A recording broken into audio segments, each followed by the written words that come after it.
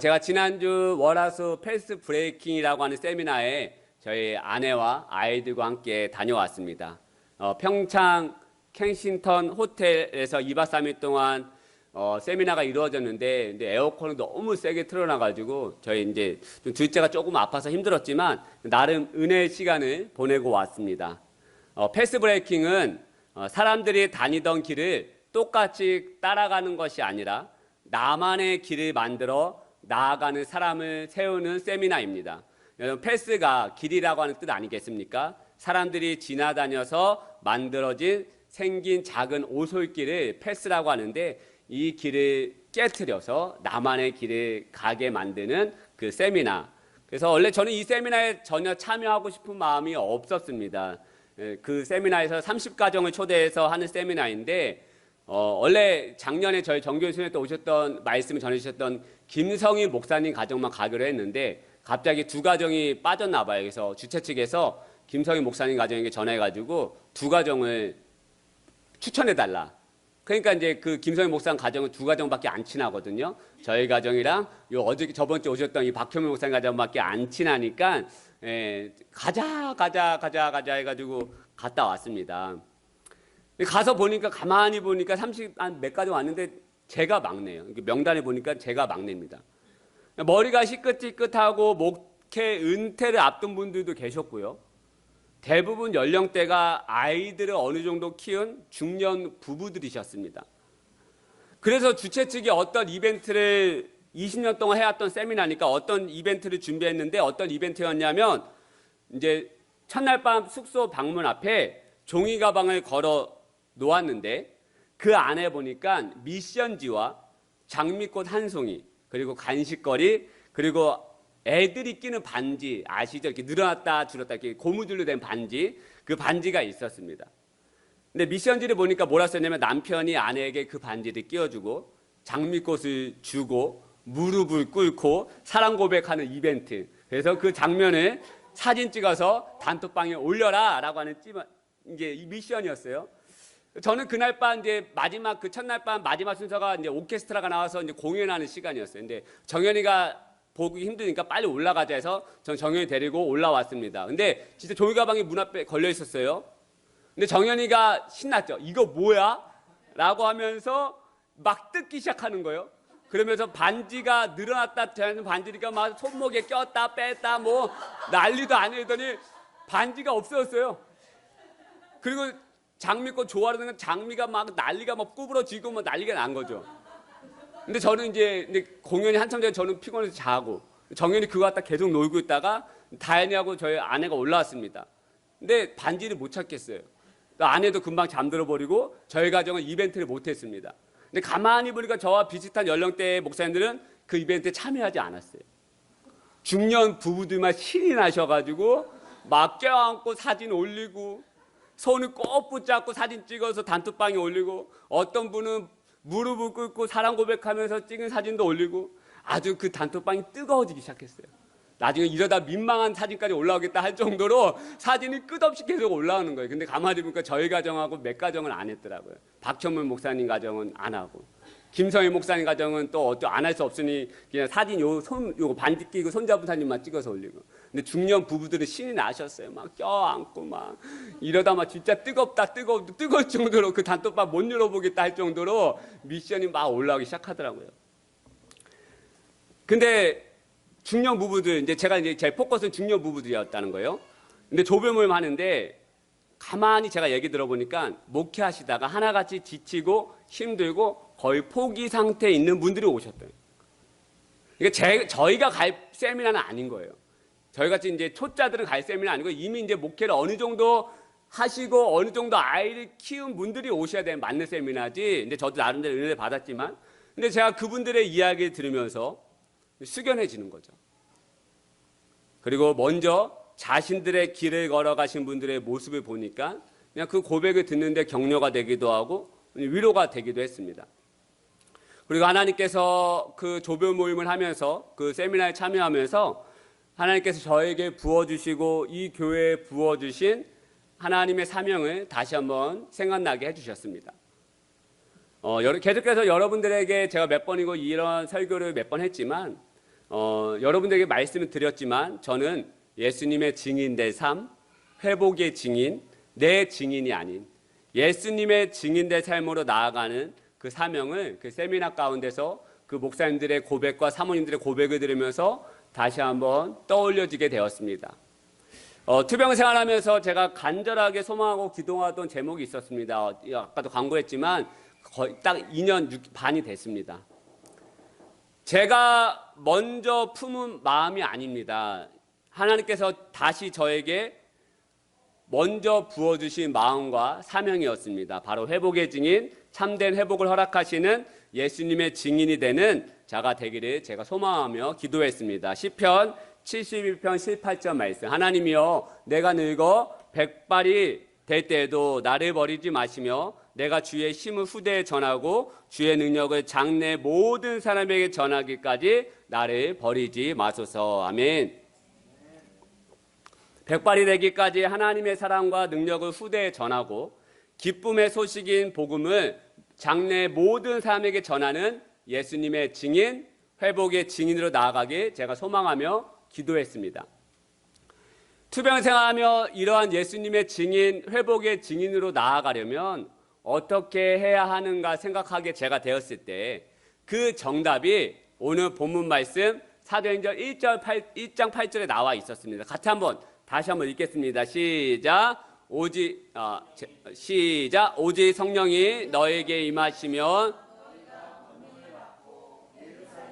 온 유대와 사마리아와 땅끝까지 이르러 내 증인이 되리라 하시니라. 아멘. 성령 충만하면 권능을 받고 그 성령님의 권능으로 말미암아 땅끝까지 이르러 예수님의 증인이 될 수 있다라고 하는 이 말씀이 회복의 증인, 예수님의 증인으로 나아가고자 하는 저의 소망의 삶에 정답이 되는 말씀이었습니다. 저는 개척 초반에 성령님의 권능을 받는 것에만 제가 초점을 두고 목회했습니다. 오직 너에게 성령이 임하시면 권능을 받고까지만 제가 초점을 두고 목회했습니다. 성령님의 권능을 받아서 그 권능을 통해 예수님의 증인된 삶으로 나아가는 것이 아니라 성령님의 권능, 그 능력에만 초점이 맞춰져 있었다는 것이에요. 성공하는 교회, 부흥하는 교회를 소망하다 보니까 성령님이 허락하시는 권능에만 저의 시선이 머물러 있었습니다. 그래, 성령님의 권능이 임하면 나에게 치유의 은사가 임할 거야. 치유의 은사를 받아서 우리 교회에 병든 사람이 왔어. 그 병든 사람은 내가 축복기도해서 안수기도해서 그 모든 사람이 나았어. 그러면 그 사람이 나가서 예복교회 갔더니 그 목사님을 통해서 내가 병든 치유를 받았어 라고 하는 이 소문이 퍼지겠지. 그러면 병든 사람들이 몰려오겠지. 그럼 우리 교회는 부흥하겠지. 제가 이런 권능에만 초점이 맞추어져 있었다라는 거예요. 성령님의 권능을 받으면 내가 축복기도 해주는 모든 사람들의 삶의 어려운 문제, 고난으로 힘들어하고 고통스러워하는 사람 심령들이 나의 축복기도와 권면으로 인해 해결되어서 좋은 소문이 나는 교회가 되겠지? 그러면 이 회복교회는 금방 차고 넘칠 거야. 그럼 어떻게 될까? 몇 평짜리로 가야 되지? 여긴 안 돼. 100평짜리, 200평짜리 어떻게 하지? 막 이런 고민이, 말도 안 되는 고민을 제가 하고 있는 거예요. 성령님의 권능에 받는 것에만 제가 초점이 맞춰져 있다 보니까. 그런데 투병 생활하며 회복의 증인, 예수님의 증인으로 나아가는 삶에 대해 제가 꿈꾸고 소망하며 나아갈 때 본문 말씀인 이 사도행전 1장 8절의 말씀에 진짜 의미와 뜻을 알게 되더라는 거예요. 그동안 성공, 부흥, 능력에만 초점이 맞춰져 있는 목회이다 보니까 이 1장 8절 말씀을 제가 왜곡해서 보았다는 것입니다. 성령님의 권능을 받아 예수님의 증인된 삶으로 나아가는 자가 아니라 성령님의 권능을 받아 내가 성공하고 내 교회가 성공하고 예수님의 증인이 아니라 내 증인, 내 교회의 증인으로 나아가고 있더라는 거예요. 그런데 오늘 본문 말씀은 성령님께서 권능을 허락하신 이유는 내 성공을 위해서가 아니라 이 교회의 부흥을 위해서가 아니라 오직 예수님의 참된 증인으로 나아가기 위해서 성령님의 능력을 허락해 주신 것임을 알게 됐다는 거예요. 백발이 되기까지 내 능력과 내 성공과 부흥하는 교회가 되어 내 업적과 내 능력을 자랑하는 증인이 아니라 성령님의 권능을 받아 땅 끝까지 이르러 백발이 되기까지 오직 예수님의 증인, 참된 회복의 근원이 되어주시는 예수님의 증인으로 되기 위하여, 나아가게 하기 위하여 저와 여러분에게 성령님의 권능을 허락해 주시는 것임을 제가 투병 생활 동안 깨달았다는 것이에요. 정말 그렇습니다. 오늘 본문 말씀처럼요, 여러분, 성령님의 권능을 받지 않으면 제가 회복의 증인, 예수님의 증인으로 나아갈 수 없음을 저는 매일매일 깨달아요. 성령님의 권능이 제게 임하지 않으면 저는 예수님의 증인이 될 수 없음을 매일매일 깨닫다라는 거예요. 저는 재작년 몇 번 계속 이야기하지만 우연찮게 질병을 알게 되고 한 달 동안 검사를 진행해 나갔습니다. 검사를 마치고 최종 진단에 들어갔을 때 의사 선생님께서 저에게 혈액암은 수십 가지 아형이 있는데 제가 걸린 아형은 완치가 없다라는 이야기를 들었어요. 그리고 나에게 뭐라고 얘기했냐면 당신은 언젠가는 재발될 것입니다 라고 이야기했어요. 그 진단을 받고 나와서 저는 하염없이 저희 아내와 부모님에게 전화하며 울었습니다. 단 한 번도 저는 운 적이 없어요. 그 이벤트 하지 않는 이유는 전 무릎을 꿇어본 적이 없기 때문에, 전 운 적이 없기 때문에. 그래서 이벤트를 또 무릎 꿇기 너무 힘들더라고요. 제 마음이 너무 농담이고요. 저는 이렇게 울어본 적이 없어요. 근데 그날 나와서 저 소파에 앉아서 병원 그 진료실 소파에 앉아서 아무도 없는 그 소파에 앉아서 전화하며 그렇게 하염없이 울었습니다. 불효했다는 생각에, 아내와 아이들 생각에, 교회 생각에. 그 말이 의사가 언젠가 당신은 완치가 없다라는 이 말이 저에게 사형 선고처럼 들렸기 때문에 그래요. 제 관점으로 보면요, 여러분, 교회도 코로나로 희망이 보이지 않고 뜻하지 않은 투병 생활, 힘든 항암 치료, 완치가 없다라고 하는 이 질병이라고 하는 사실 때문에 매일같이 찾아오는 이 두려움으로 눈만 뜨면 낙심의 생각에 빠지게 되더라고요. 제가 눈만 뜨면 차라리 자고 있는 게 마음이 편해요. 눈만 뜨면 현실이 다가오기 때문에. 여러분, 암에 걸렸다라고 하는 말이 맞는 것 같습니다. 우리가 암에 걸리면 암에 걸렸다라고 얘기하잖아요. 정말 제가 암에 걸렸다라고요. 그 암에 걸려서 제가 넘어져 일어나지도 못하고 허적되고 있는 모습을 날마다 보고 있는 거예요. 제가 눈만 뜨면 하나님 생각이 아니라 그래, 나 암 환자지, 그래, 말기암이지, 뭐 이 생각 거기 있는데 넘어지는 거예요. 그 암이라고 하는 생각에 걸려 넘어져서 하루 종일 제가 그 암만 묵상하고 있는 거예요. 그래서 한우 카페 들어가 보고 절망적인 소식 보면서 그래, 나도 이렇게 될 거야 라고 한없이 내가 그 암에 걸려가지고 넘어지고 또 넘어지고 또 자빠지고 또 자빠지고 있는 거예요.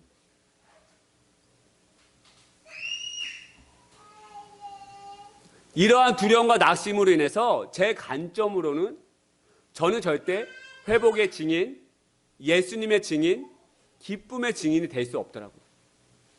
그런데 성령님의 권능을 통하여 예수님의 관점이 제 안에서 회복되어지기 시작하니까 저의 힘으로는 예수님의 증인, 회복의 증인, 기쁨의 증인, 용서의 증인이 될 수 없었는데, 아니 불가능했는데 성령님의 그 권능을 받고 예수님의 관점이 제 안에서 회복되어지기 시작하니까 예수님의 증인, 회복의 증인, 기쁨의 증인, 용서의 증인으로 제가 나아갈 수 있게 되더라는 거예요.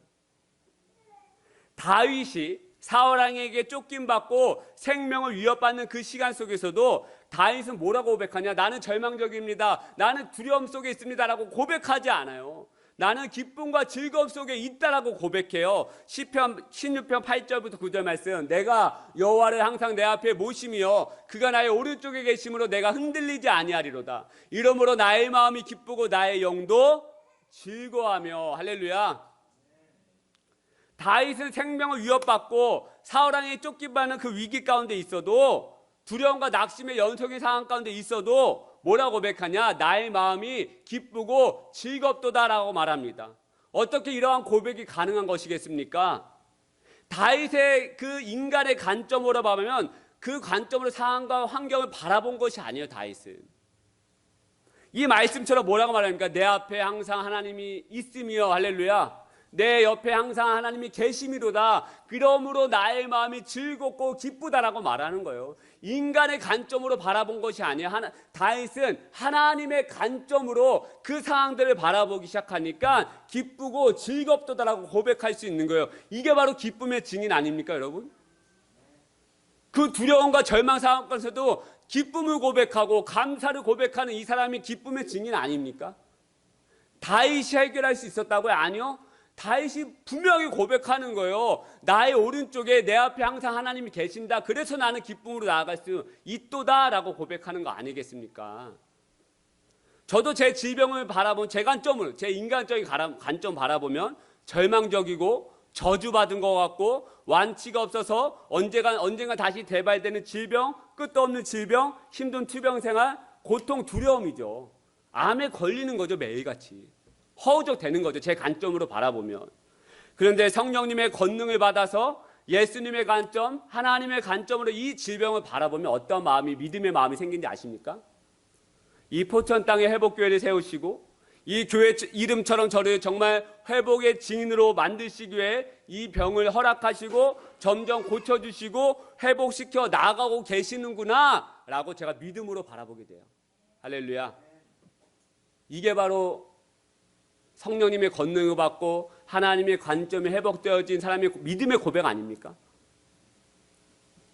그러다 보니까 순간순간 두려움과 낙심이 찾아 저를 힘들게 하지만 저는 이 고난의 상황을 기쁨으로 바라보게 돼요. 그리고 저는 기쁨의 증인으로 나아갈 수가 있는 거예요. 그래서 저는 투병의 이기를 기쁨으로 올리는 거예요. 하박국 선지자도 나라가 망하고 모든 것이 빼앗기는 그 상황 가운데서도 슬프고 힘든 현실이지만 그럼에도 불구하고 하나님은 이 나라를 버리지 않는 분이시다라고 믿음의 관점으로 나아가고 기뻐하는 것을 우린 찬양을 통해서 너무나도 많이 부르고 있지 않습니까? 3장 말씀, 하박국 3장 말씀. 비록 무화과 나무가 무성하지 못하며 포도나무에 열매가 없으며 감람나무에 소출이 없으며 밭에 먹을 것이 없으며 우리의 양이 없으며 외양간 안에 소가 없을지라도 다 없어요. 다 뺏겼어요. 다 힘든 상황이에요. 그런데 뭐라고 고백합니까? 나는 여호와로 말미암아 즐거워하며 나의 구원의 하나님으로 말미암아 기뻐하리로다. 할렐루야. 기쁨의 증인 아닙니까? 믿음으로 그 상황들을 바라보는 거예요. 하나님이 이번 주 금요일날 제가 말씀을 선포하지 않았습니까? 하나님이 포로되게 하신 것은 버리신 게 아니에요. 다시 그들을 회복시키시고 훈련시키시고 하나님 앞에 더욱더 가까이 나아오게 하는 자로 만들기 위해서 그들을 잠시 힘든 시간을 허락하신 거예요. 그러면 말을 듣지 않기 때문에, 그러면 그들이 깨닫고 돌아오지 않기 때문에 하나님은 그러한 어려움이지만 고난이지만 그런 방법을 선택하셨다는 거예요. 그런데 하박국 선지자는 이 모든 고난의 상황을 하나님이 중심에 계신다라고 보면서 믿음으로 고백한 거예요. 하나님이 이 나라를 버리지 아니하신다. 할렐루야. 하나님이 이 고국을 버리지 아니하신다. 맞습니다. 여러분, 하나님 여러분 버리지 않으세요. 할렐루야. 여러분 버리지 않으세요. 여러분이 늘 죄에 걸려 넘어지더라도 하나님 여러분 버리지 않으세요. 이스라엘 백성들 그렇게 수많은 선지자들이 하나님 말씀을 들었는데 또 수백 년 동안 죄 가운데 나아갔거든요. 근데 하나님 그들이 또 선택하세요. 그걸 아니까 하박국 선지자가 기쁘다라고 고백하는 거예요. 이것은 저에게 큰 도전이 됩니다. 인간의 관점으로 보면 기뻐할 수 없고 감사할 수 없는 일들이 매일매일 찾아옵니다. 그런데 성령님의 권능을 통해 하나님의 관점을 회복하면 그 고통스럽고 낙심이 되는 상황 속에서도 그 안에서도 역사하시고 일을 행하시는 하나님의 일하심과 능력을 제가 보게 되고요. 발견하게 되고요. 그래서 믿음의 기쁨의 감사의 고백을 제가 드리고 있더라는 거예요. 성령님께서 허락하시는 권능과 능력은요, 방언이나 예언이나 병고치 이런 것들이 아닙니다. 그런 것들도 하나의 능력이 있겠지만 우리 한국교회가 너무 그런 것에 빠져 있을 때가 많았죠. 성령의 권능, 그래서 은사, 방언, 병고치 이런 것도 사모해야지만 진짜 성령님께서 허락하신 권능은 무엇인지 아십니까? 예수님께로 한 걸음 더 나아가게 해주는 것. 할렐루야. 그리고 예수님의 관점으로 바라볼 수 있게 하는 것. 이것이에요. 이것이에요. 이게 진짜 성령님의 권능이에요. 내 인간적인 관점이 아니라 하나님의 관점으로 이 세상과 나에게 처해진 환경을 바라보는 것, 이게 진짜 성령님의 권능이에요. 몇 번 이야기한 예화이지만 또 한 번 이야기하겠습니다. 못 들은 분들도 있기 때문에. 그렇죠? 예. 군대 입대하기 전 예비역 형들이 저에게 수없이 이야기했어요. 너 군대 가면 너 진짜 힘들다. 너 군대에서 2년의 시간은 없는 시간을 생각해라. 썩은 곳이다. 무덤과 같은 곳이다. 온갖 그때 선교단체 훈련 받을 때 예비역 형들이 몇 명 있었거든요. 근데 그 형들이 믿음의 말을 단 한 번도 선포해 주지 않았어요. 훈련 받았는데도. 그냥 자신들이 경험한 그 사실, 뭐 맨날 빠따를 맞았다, 머리를 박았다, 뭐 이런 얘기만 뭐 하는 거예요. 그러니까 그 형들도 저에게 뭐라고 얘기했냐면, 군대는 너의 인생에서 그냥 없는 거 생각해. 왜? 거긴 무덤과 같은 곳이니까. 그러니까 제가 얼마나 낙심이 되면 그 전날 이등병 편지 노래 들으면서 펑펑 울고 또 울고, 나인데 죽으러 간다, 뭐 죽으러 간다, 별 생각 다 하면서 훈련소 딱 도착했는데 그냥 저도 모르게 썩소가 계속 나와요. 옆에 어떤 분이 왜 이렇게 자꾸 웃냐고. 제가 웃겨서 웃는 게 아니라 저도 모르게 그 썩소가 계속, 이제 2년 동안 나는 매일 맞을 생각을 하니까 썩소가 나오는 거예요. 도대체 어떻게 맞지? 아니, 어떻게 맨날 맞아야 되는 거다, 군대에서. 뭐 이런 말도 안 생각이 썩소 났어. 너무나도 힘들죠. 절망적이죠. 근데 이제 군대 가기 전에 저희 시베리아 같이 전도에 갔다 온 팀원들이 요만한 성경 줬다는 거 200번 들으셨죠? 이 얘기? 예. 그래서 제가 성경을 딱 건빵바지에 넣고 들어가서 앉았어요. 앉았는데 잠깐 이제 훈련 들어가서 입소대에 잠깐 며칠 앉았는데 그 성경책에 생각이 났어요. 딱 폈어요.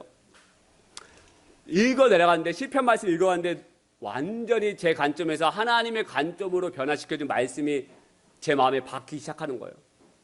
내게 줄로 재어준 구역은 아름다운 곳에 있으며 나의 기업이 실로 아름답도다. 하나님이 저에게 말씀하기 시작하는 거예요. 이준아, 이 군대는 내가 너에게 직접 줄로 재어준 아름다운 곳이다. 썩은 곳, 더러운 곳, 무덤과 같은 곳 아니다. 내가 2년의 이 군 생활은, 이 구역은 내가 너에게 직접 줄로 재어준 아름다운 곳이다. 나의 기업이다. 아름다운 곳이다. 여러분, 제가 그 말씀을 읽고 하나님의 관점이 회복되어지기 시작하니까요, 제 안에서 저절로 기쁨이 솟아나와요. 그냥 기쁨이 나오는 거예요. 그래, 이 군대는 나에게 은혜구나. 이 군대는 나에게 은혜구나. 근데 진짜 현실에 부닥쳐 보니까 보통이 아니죠. 보통이 아니에요. 그런데 제가 그 상황을 제 관점으로 바라보지 않는 거예요. 하나님의 관점으로 그 분대원들을 바라보고 그 상황들을 바라보고 그 어려움들을 바라보기 시작하니까요, 기쁨이 나와요. 감사가 나와요. 때로는 이게 뭐 제가 죄를 저질러서 영창도 가긴 했지만 기쁨과 감사가 제 안에서 솟아오르기 시작해요. 뭐예요? 하나님의 관점이 제 안에서 회복된 거죠. 제 인간의 관점이 아니라 하나님의 관점이 회복되기 시작하니까 기쁨의 증인이 될 수 있는 거예요. 이게 바로 여러분 무엇입니까? 성령님이 우리에게 주시는 권능. 할렐루야. 이 권능을 우리가 받아야 한다는 거예요. 이 권능이 우리에게 임해야 한다는 거예요. 그래야 이 어둠과 같은 세상, 이 완악한 세상에서 우리가 기쁨의 증인이 될 수가 있다는 거예요. 말씀이 시간 너무 많이 가는데 이해만 하나만 하고 얼른 마치겠습니다. 저는 하나님께서 저에게 두 가지에 대해서 증인에 대해서 말씀하셨어요. 첫 번째는 기쁨의 증인이고요. 두 번째는 고목사야, 너는 용서의 증인이 되어야 한다라고 저에게 투병 생활 동안 말씀하셨어요. 근데 용서의 증인은요, 여러분, 더 힘들어요. 누군가를 용서하고 품어내고 사랑하고 그 용납하고 안아주는 거 여러분 쉽지 않아요. 정말 쉽지 않아요. 나를 괴롭히고 나의 마음을 상하게 하고 나의 마음을 어그러뜨린 그 사람을 용서하는 거 여러분 진짜 이거는 진짜 목에 칼이 들어와도 쉽지 않은 거예요. 인간의 힘으로 절대 할 수 없는 게 뭐냐? 저는 용서라고 생각해요. 진짜로. 저는 삼촌을 20년 동안 미워했던 사람이에요. 날마다 마음속에 죽였어요. 나는 그 삼촌을 내가 크면 내가 어떻게든 하겠다. 왜냐하면 이해도 많이 했어요. 근데 못 든 분도 있기 때문에 잠깐 이야기하겠습니다. 제가 7살 때 8살 때 저희 집을 짓기 전에 부모님 집이 예전엔 그 안방에 앞문도 있었고 뒷문도 있었어요. 근데 뒷문을 열었는데 제가 보지 말아야 광경을 보고 말았어요. 저희 작은 셋째 삼촌이 저희 아버지에게 큰 칼을 휘두르면서 돈을 내놓으라고 하는 그 장면을 봤어요. 근데 어린 나이 그게 얼마나 충격이었겠습니까? 저는 그때부터 성인이 될 때까지 친척집에 단 한 번도 가본 적이 없어요. 명절날 뭐 차 타고 어디 간다? 저는 상상도 할 수 없는. 왜? 내 마음속에 난 그 삼촌 죽이고 있거든요. 아빠 형제들은 나에게 미움의 대상, 저주의 대상, 그런 대상이었거든요. 근데 우리 아빠 힘들게 하는 사람, 우리 부모님 어렵게 하는 사람. 그런데 제가 그렇게 성인이 될 때까지 그런 마음을 품고 살았어요. 그래서 제가 선교단체에서 내적 치유 시간을 가졌습니다. 그런데 하나님이 그날 밤에 찾아오셨어요. 제가 펑펑 울면서 기도하고 있는데 하나님 저에게 마음에 감동이 주기 시작하세요. 이준아, 너 그 삼촌을 용서해 줄 수 있겠니? 제가 그 음성을 듣자마자요, 제가 이렇게 일어서서 기도하다가 제가 앞으로 꼬꾸라졌어요. 진짜로. 제가 꼬꾸라진 게 아니죠. 그냥 제가 앞으로 이렇게 꼬꾸라졌어요. 그때. 제가 거기서 소리를 지르면서 하나님 저 용서 뭐 할 수 없다. 우리 아버지를 죽이려고 했는데 어떻게 내가 용서할 수 있느냐. 나 할 수 없다. 제가 막 눈물과 콧물 쏟으면서 막 하나님의 일을 바득바득 깔면서 난 할 수 없다. 난 그렇게 할 수 없다 했을 때 제 개인적인 간증입니다. 하나님께서 저에게 하나의 환상을 보여주셨어요. 그 환상 가운데 예수님께서 그 무거운 십자가를 지고 골고다 언덕에 오르시는 거예요. 그 환상인데 그 환상 가운데 예수님 십자가 올라오는데 그것을 구경하기 위해서 수많은 사람들이 길 양옆으로 그 언덕에 서 있는 거예요. 근데 그 언덕에 서 있는 사람들 중에 제가 거기 껴있더라고요. 근데 그 사람들이 예수님 향해서 그냥 지켜보는 게 아니라 돌을 던지고요, 손가락질하면서 네가 무슨 유대인의 왕이냐 막 욕을 하면서 예수님께 돌을 던지면서 난리가 난 거예요. 근데 문제는 뭔지 아십니까? 그 환상 가운데 저도 똑같이 예수님 향해서 돌을 던지고요, 제가 입에 담지 못할 욕들을 그 예수님에게 내뱉고 있는 거예요. 그 환상 가운데서 막 예수님 저주하면서 네가 무슨 유대인의 왕이냐면서 너나 구원해보라고 내가 그 환상 가운데 막 예수님 저주하고 있는 거예요. 예수님 그 무거운 십자가 지고 올라가시다가 제 앞에 쓰시더니 저에게 걸어오시는 거예요. 제 개인적인 간증입니다. 그리고 저를 향해서 제 눈을 바라보시면서 저에게 말씀하기 시작하는 거예요. 그런 너를 내가 용서했다. 그런 너를 내가 용서한다. 여러분, 제가 그 음성이 들리는데요, 정말 하늘 문이 열리면서 그 사랑이 쏟아지는 것 같아요. 진짜 문이 열렸어요. 문이 열려서 하나님께서 그 사랑을 말로 표현할 수 없는 그 사랑, 바다 물로도 먹물로도 표현할 수 없는 그 진짜 그 사랑, 그 찬송가 그 고백이 진짜 맞습니다. 바다를 먹물 삼아, 또 그 찬양, 그 가사, 그 사랑이 제 안에 쏟아지기 시작하는데요, 제 입에서 어떤 고백이 나오는지 아십니까? 저도 모르게 주님 용서하겠습니다, 사랑하겠습니다, 용납하겠습니다. 이건 제 인간의 고백이 아니에요. 하나님의 관점이 회복되어진 저의 하나님의 고백하시게 하는 그 고백인 거예요. 하나님의 관점이 회복되지 않으면요, 성령님의 권능을 받지 않으면요, 우린 다른 사람도 용서할 수 없어요. 말로 용서했다라고 하지만 내 마음속에서 계속해서 그 사람 저주하고 있을걸요. 그 저주가, 그 미움이 하나님의 은혜의 통로가 오는데 막혀 있어요. 제가 그걸 깨달았어요. 하나님이 우리에게 더 큰 은혜를 부어주시는데 제 그 미움과 그 저주가 그 은혜를 막고 있더라고요. 그런데 그 하나님께서 그 하늘문을 여시고 쏟아부어진 그 사랑에 제가 용서하겠다라고 고백하기 시작하자마자 그 은혜가 그냥 저에게 부어지는 게 느껴져요. 그 막혔던 것이 뚫어지고 그냥 부어지는 거예요. 그냥 부어지는 거예요. 그러면서 제가 회복되고 또 살아나기 시작하는 거예요. 어떠한 자매님의 간증인데요, 그 자매가 아버지를 너무나도 미워했어요. 그런데 무릎이 무릎이 너무 아픈 거예요. 이 자매가 고쳐지지도 않고 곧 기도해도 되지 않은 이 자매가 어느 날 예배 가운데 예수님께서 저에게 똑같이 말씀하셨던 것 같아요. 그 아버지를 용서해 줄 수 있겠니? 품어줄 수 있겠니? 그 자매도 반항하다가 그 주님의 사랑에 못 이겨 주님 용서하겠습니다라고 고백했을 때 그 하나님의 사랑이 부어지고 치유의 손길이 부어지는 것이 경험되어졌다라고 했던 그 간증을 제가 아직도 기억하고 있습니다. 그 미움과 저주가 우리를 막고 있어요. 그런데 우리가 그렇게 주님 앞에 하나의 관점을 회복되어져서 주님의 고백으로 그 사랑으로 우리가 품어내기 시작하면 하나님 은혜의 혈이 뚫릴 줄로 믿습니다. 할렐루야. 은혜의 통로가 막혔던 것이 풀릴 줄로 믿습니다. 여러분, 증인된 삶은 내 힘으로 할 수 없어요. 그래서 사도행전 1장 8절 말씀하는 거예요. 성령님의 권능을 받아서 땅끝까지 이르러 내 증인이 되리라. 할렐루야. 네 힘으로 되라고 말씀하지 않아요. 예수님 너무 잘 알거든요. 우리 힘으로는 증인될 수 없는 거 너무 잘 알거든요. 우리 힘으로는 이 작은 고난의 상황도 이겨낼 수 없는 힘을 없다는 걸 알거든요, 예수님이.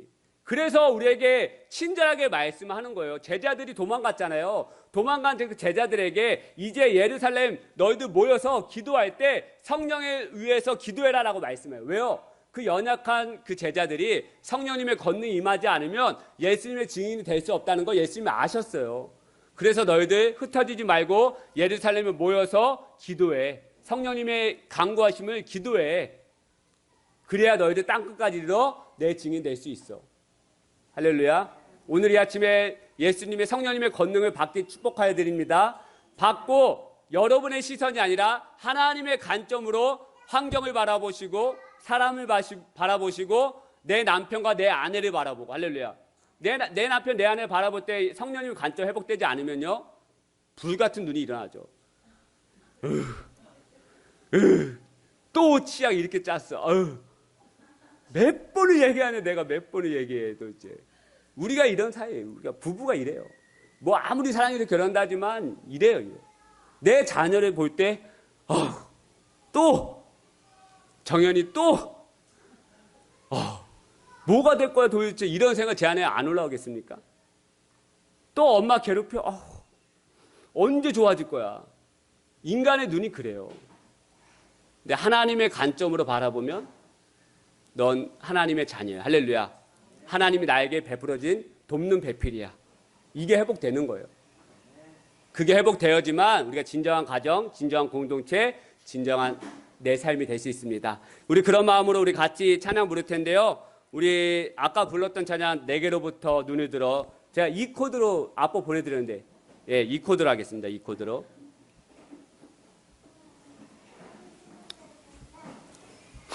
우리 이 시선이 회복이 돼야 됩니다. 하나님의 시선이 회복이 돼야 돼요. 우리 그런 마음을 갖추고 말씀을 생각하면서 같이 한번 찬양하겠습니다.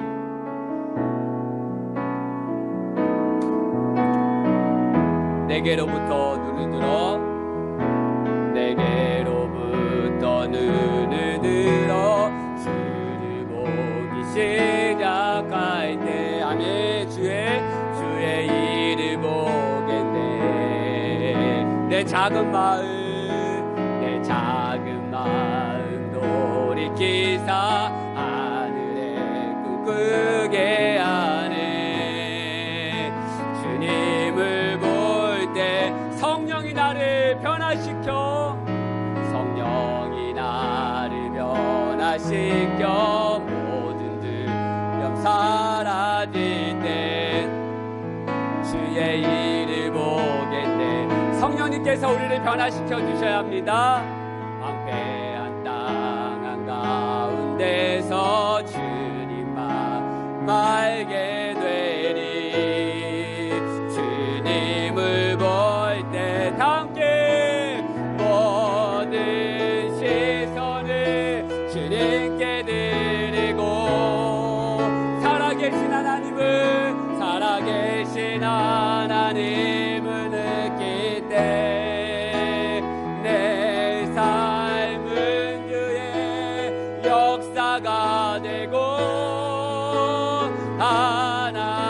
하나님이 일하게. 우리 다시 한번 찬양하십시다. 성령이 나를 변화시켜 성령이 나를 변화시켜 모든 들. 여러분 성령님의 권능이 아니면 우리 증인될 수 없습니다. 이를 보겠네. 황폐한 땅 한가운데서 주님만 알게 되리. 주님을 본 다시 한번 고백하기 원합니다. 성령이 나를 변화시켜 성령이 나를 변화시켜 모든 두려움 사라질 때 주의 일을 보겠네. 황폐한 땅 한가운데서 주님만 알게 되리. 주님은 우리의 시선을 주님 앞에 올려드리기 원합니다. 모든 시선을 주님께 드리고 살아계신 하나님을 느낄 때 내 삶은 주의 역사가 되고 하나님이 일하계신. 다시 한번 모든 시선을 주님께 드리고 살아계신 하나님 우리의 시선을 변화시켜 주시옵소서. 내 삶은 주의 역사가 되고 하나님이. 다시 한번 우리 마지막 찬양할 때 오른손 높이 들고 모든 시선을 주님께 드리고 살아계시나 우리의 시선을 우리의 관점을 변화시켜 주옵소서. 사는 주의 역사가 되고 하나님이. 여러분 이 시간 함께 기도할 텐데요, 여러분의 관점에서 성령님의 권능을 받아 하나님의 관점, 예수님의 관점으로 나를 변화시켜 주시옵소서. 다윗처럼 하박국 선지자처럼 하나님 이 상황과 이 고난을, 이 어려움을 내 시선으로 바라보는 것이 아니라 하나님의 관점으로 바라볼 수 있도록 오늘 이 아침에 성령님이여 나에게 임하여 주옵소서. 성령을 부어 주옵소서라고 이 시간 같이 한번 합심하여 주여 한번 부르짖고 하나님 앞에 기도하며 나아가겠습니다. 기도하십시다. 주여 하나님 우리의 시선을 변화시켜 주시옵소서. 우리의 관점을 변화시켜 주시옵소서. 나의 관점으로 한 사람도 용서할 수 없습니다. 내 관점으로는 기뻐할 수 없습니다. 내 관점으로는 내 증인이 하나님의 증인이 될 수 없습니다. 아버지 성령님이여 우리의 관점을 변화시켜 주시옵소서. 우리의 관점을 변화시켜 주시옵소서. 예수님의 증인 되게 하여 주옵소서. 살아계신 예수님의 증인 되게 하여 주옵소서. 기쁨의 증인, 용서의 증인 되게 하여 주옵소서. 오늘 이 아침에 각 사람이 임하여 주시고 그 마가의 다락방에 임하였던 불같은 성령, 바람과 같은 성령이 우리의 마음을 덧입혀 주시옵소서. 우리의 가정을 덧입혀 주시옵소서. 이 교회 안에 하나님의 영으로 가득하게 하여 주옵소서. 하나님의 영으로 우리를 만져주시옵소서. 하나님의 영으로 우리를 물어주시옵소서. 새 영을 우리 가운데 부어주시옵소서. 아버지 하나님 우리가 정말 주님 앞에 나아가기 원합니다. 내 힘과 내 능력으로는 하나님 앞에 나아갈 수 없음을 고백합니다. 아버지 하나님이여 오늘 이 아침에 하나님의 증인 되게 하여 주옵소서. 우리의 관점을 변화시켜 주시옵소서. 아버지 하나님 은혜 위에 은혜를 놓아야 주옵소서. 은혜 위에 은혜를 놓아야 주옵소서. 은혜 위에 은혜를 놓아야 주옵소서. 아버지 하나님 도와주시옵소서. 오늘 이 아침에 하나님께서 저에게 한 가지 도전하고 계십니다. 여전히 인간의 관점으로 불평하고 원망하는 자들이 있다. 용서하지 못하고 용납하지 못하고 여전히 예수님의 증인, 사랑의 증인이 아니라 내 증인으로 나아가는 자들이 있는데 오늘 이 아침에 하나님께서 저에게 도전하시는 것은 그 인간의 관점에서 하나님의 관점으로 변화되어야 한다라고 이 시간 우리에게 도전하고 계십니다. 여러분 그 하나님의 도전에 응하여 주시기 바랍니다. 여러분의 관점으로는 이 어려운 환경을 이겨낼 수 없고요, 증인될 수 없습니다. 이 시간 다시 한번 간절하게 기도하십시다. 주님, 죄는 할 수 없으니 성령님이여 권능 이 아침에 허락하여 주옵소서.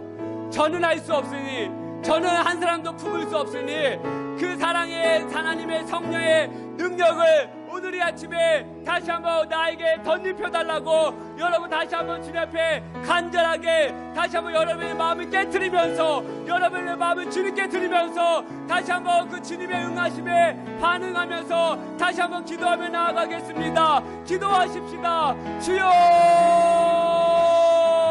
하나님 아버지, 우리의 마음을 깨트리기 원합니다. 그 하나님의 도전에 반응하기 원합니다. 하나님, 내 관점으로 바라보지 않게 해주옵소서. 내 인간의 연약한 눈으로 이 상황을 바라보지 않게 해주옵소서. 하나님의 관점에 회복되어지게 해주옵소서. 성령님의 관점 허락하여 주옵소서. 성령님의 능력 허락하여 주옵소서. 성령님의 권능 우리에게 허락하여 주옵소서. 각 사람 위에 임하여 주옵소서. 각 사람 위에 임하여 주옵소서. 주님, 저에게 임하여 주옵소서. 저에게 성령을 부어 주옵소서. 성령님의 관점에 회복되어지게 하여 주옵소서. 우리 사랑하는 회복 공동체가 주여 하나님 은혜 공동체 되게 해 주옵소서. 성령의 공동체 되게 도와주시옵소서. 성령님의 관점으로 나아가게 해 주옵소서. 오 주여, 주여, 주여, 주여, 주여, 주여, 주여, 주여. 오 아버지 하나님, 성령님의 부어주시오. 우리의 마음을 만져주시옵소서. 우리의 마음을 만져주시옵소서.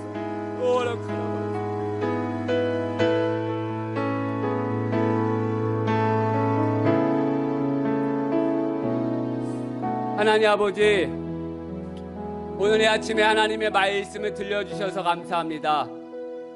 하나님, 저희들의 힘으로는 한 사람도 용납하며 이 고난의 상황을 기쁨으로 바라볼 수 없습니다. 다시 한번 주님 앞에 소망하기는 성령님의 권능을 허락하여 주시옵소서.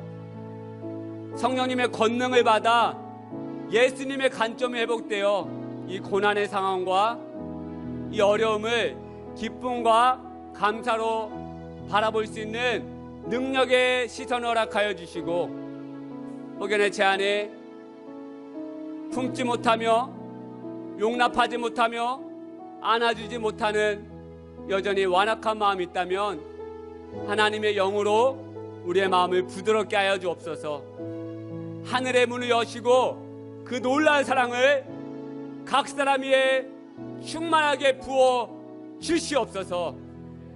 또한 이 시간 질병 가운데 있는 자 하나님 치유하여 주시고 만져주시고 강건케 하여 주시옵소서. 또 마음의 근심과 두려움으로 무너져 있는 자 있다면 하나님 그 마음을 소성케 하여 주시옵소서. 그 마음이 일어나게 하여 주옵소서.